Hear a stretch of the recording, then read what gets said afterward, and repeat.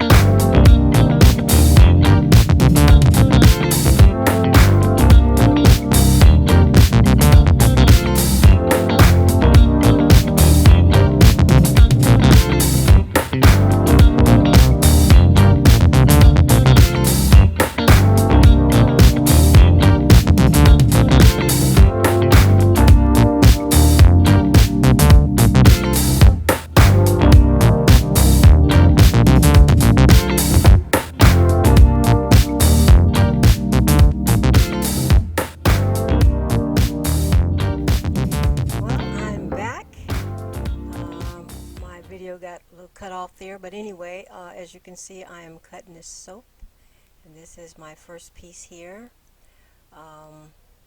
It's a little bit chalky for some reason. I ran out of my normal Stardust mica, and I used another mica that was pretty inferior, as I can see here. Now, this is my second video using this mica, and I'm getting the same results. It's not very bright, and it's leaving, I don't know, it's leaving like some little puffs, almost like glycerin rivers or something. This mica, when I read it, it said it was okay for cold processed soap. But as you can see, I see a lot of glycerin rivers, a lot of rivers there, and I'm sure it's the mica. So it's a little deceiving. So lesson learned here. Don't use mica unless you're 100%, really comfortable with it. And this is one that was new. I thought I'd give it a try, but I won't be buying this kind again. This is my second attempt using it, and it's really, really pretty, but it's definitely not for cold processed soap. I like the design, but I'm not happy with the colors. They're not bright enough. They're just not, I don't know, there's, like I said, they have, it's like glycerin rivers or something. But overall, I do love the design. I just need to up my game here on my mica, make sure I stay with the mica that's really good. There's a few others I would like to try out there pretty soon, Micas and More. Everybody gives some really great reviews about that Micas and More. So I will be trying that sooner or later. But Stardust mica is my go-to mica for making my cold processed soap. I really think that this mica would be really cool for melt and pour. That's probably what it is. But it said cold process as well. So they lied. Old time soaper, you can't fool the old time soaper. Somebody been soaping and using micas for a long period of time. You can tell when a mica is inferior or when a mica is really good. And this is just not one of those good ones. I won't be giving a name because I don't do that kind of thing, but I won't be using this one again for sure. I think it's going to be awesome for melt and pour though.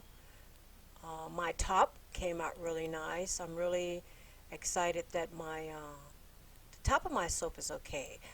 These colors should have been much brighter and vibrant to look at.